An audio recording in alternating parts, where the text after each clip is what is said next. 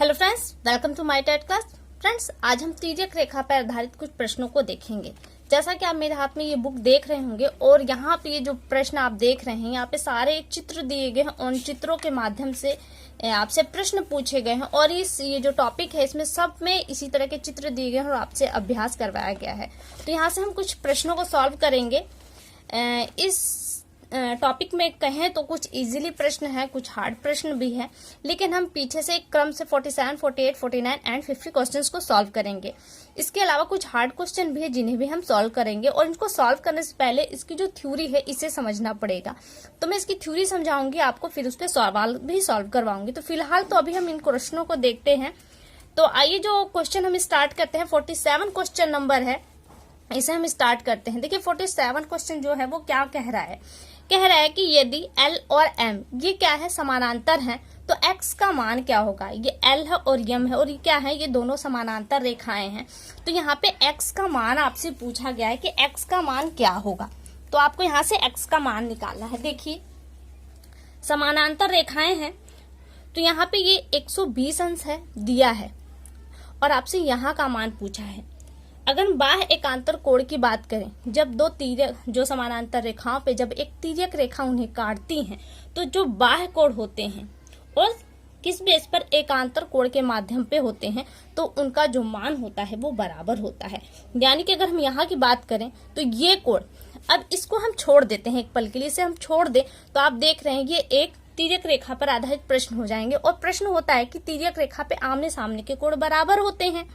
तो ये कोण जितने अंश का है ये कोण भी उतने अंश का ही होगा और संगत कोण का नियम ये कहता है कि ये कोण जितने अंश का होगा ये कोण भी उतने ही अंश का होगा। तो इस बेस पर आज कहते हैं कि पेन की जरूरत भी नहीं है आपको। तो इस बेस पर आप कह सकते हैं कि ये कोण 180 अंश का 120 अंश का है तो ये कोण भी आपके 120 अंश का ही होगा। तो यहाँ से क्लियर हो जाता है कि ये 120 अंश है तो ये कोण भी आपका 120 अंश का ही होगा। तो ऑप्शन कौन सा यहाँ पे सही होगा, ऑप्शन बी सही होगा। यहाँ पे आपको पेन की जरूरत नहीं पड़ी, बस आपको ये समझना है कि संगत कोण, एकांतर कोण, बाह्य कोण, आपको ये जानना है और इस बेस पे आप इस प्रश्न को सॉल्व कर लेंगे। एक और अगला प्रश्न देखिए। अब आप सोचेंगे कि इजी है। देखिए मैंने लास्ट प्रश्न उठाए हैं और लास्ट के प्रश्न क्रमशः कठिन होते चले जाते हैं अभ्यास के बेस पर देखा जाए तो यहाँ मैंने लास्ट के प्रश्न लिए। तो ऐसा नहीं कि मैंने जानबूझ के इजी क्वेश्चन छाटे हैं और वो भी आप देख रहे हैं कि मैं क्रम से आपको लेकर चल रही हूँ। 48वां क्वेश्चन है, यदि P और Q क्या है, समानांतर है, तो Y का क्या आपको मान बताना है। P है और ये Q क्या है, ये समानांतर रेखाएं वो रेखाएं होती हैं जो कभी आपस में जुड़ती नहीं है। एग्जाम्पल में आपकी रेल की पटरियां आती हैं। तो कह रहा है ये कोण कितने का है, 130 अंश का है और 130 अंश का कोण है तो यहाँ पे आपको y का मान बताना है। अब देखिए वही बात आ जाती है, संगत कोण और एकांतर कोण, ये चीजें आपको याद होनी चाहिए। तो आप पहले ये ध्यान दीजिए, इस चीज को भूल जाइए, फिर संगत कोण के बेस पे हम इसको निकाल लेंगे। तो आप जानते हैं कि एक बिंदु पर एक पड़ी रेखा पर कितने अंश का कोण बनता है। ये एक ऐसी रेखा है और ये कह रहा है कि यहाँ पे 130 अंश का कोण है तो ये इस बिंदु पर कितने अंश का कोण बनेगा, 180 अंश का कोण बनेगा और आपको 130 अंश का कोण दे रखा है। तो 130 माइनस कर दीजिए तो आपको कितने मिलेगा, 50 अंश। यानी कि योग कोण कितने अंश का है, ये कोण 50 अंश का है। तो संगत कोण का नियम क्या कहता है, ये कोण जितने अंश का है ये कोण भी उतने ही अंश का होगा। ये अगर 50 का है तो ये भी कितने का होगा, 50 का ही होगा।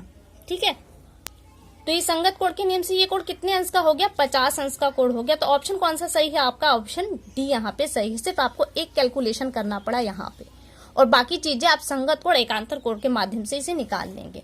एक और प्रश्न देखिए, प्रश्न 49 क्या कह रहा है, z का मान ज्ञात करो यदि L समानांतर M है और P समानांतर Q है। यानी कि L और ये M है, ये क्या है, ये दोनों आपस में समानांतर रेखाएं हैं और P और Q ये क्या है, ये दोनों आपस में समानांतर रेखाएं हैं।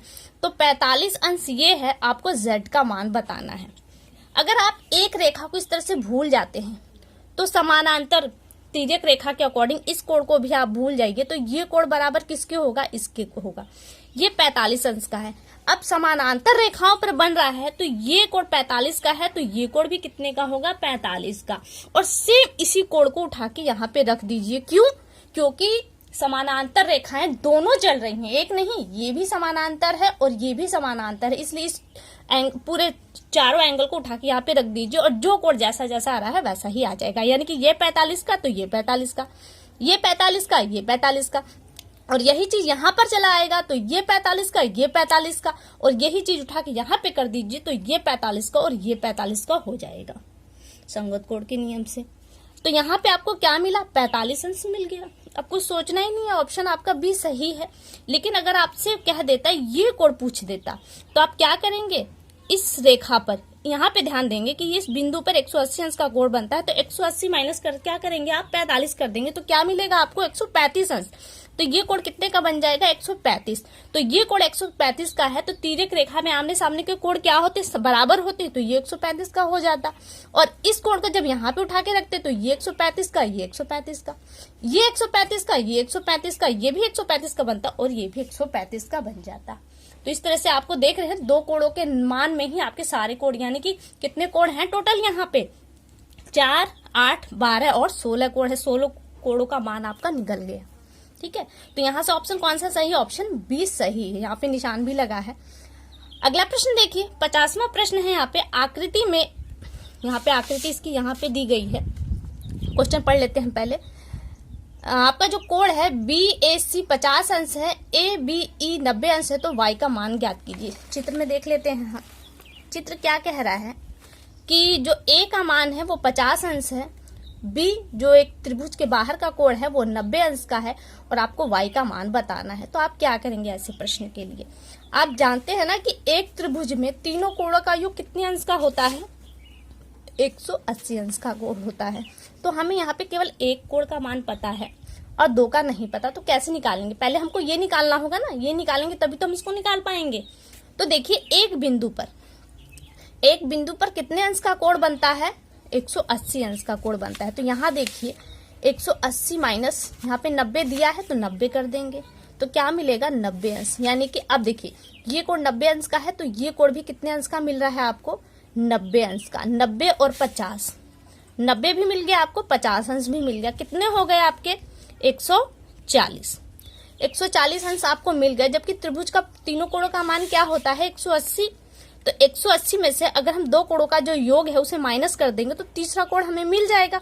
तो 180 माइनस 140 बराबर कर देंगे तो 40 अंश मिलेगा। यानी कि ये कोण y जो कितने अंश का होगा वो 4। ऑप्शन यहाँ से आपका 20 सही होगा। यहाँ पे निशान भी लगा, हालांकि मैं देख के नहीं बता रही हूँ, यहाँ पे आपका यहाँ से निकला है 40 अंश आपका यहाँ से निकला हुआ है। तो फ्रेंड देखिए इस तरह से अब थोड़ा सा और प्रश्न है जिन्हें आपको समझना होगा, वो थोड़े हार्ड प्रश्न है। जैसे आप देख रहे हैं यहाँ पे जो प्रश्न है थोड़ा हार्ड है, ये प्रश्न है थोड़ा हार्ड है। इसके लिए आपको थोड़ा सा इस तरह के प्रश्नों को पहले अभ्यास करना होगा, उसके बाद ही आप इस तरह के प्रश्नों को थोड़ा और सॉल्व कर पाएंगे। तो इसके लिए आपको थ्योरी को भी समझना बेहद जरूरी है, जिसे मैं अगली वीडियो में थ्योरी के रूप में आपको दूंगी, तब आप इस तरह के प्रश्नों को लगाना आपके लिए और भी ज्यादा इजी हो जाएगा। तो फिलहाल के लिए केवल इतना, अगली वीडियो में आपसे फिर मुलाकात होगी, तब तक के लिए नमस्कार।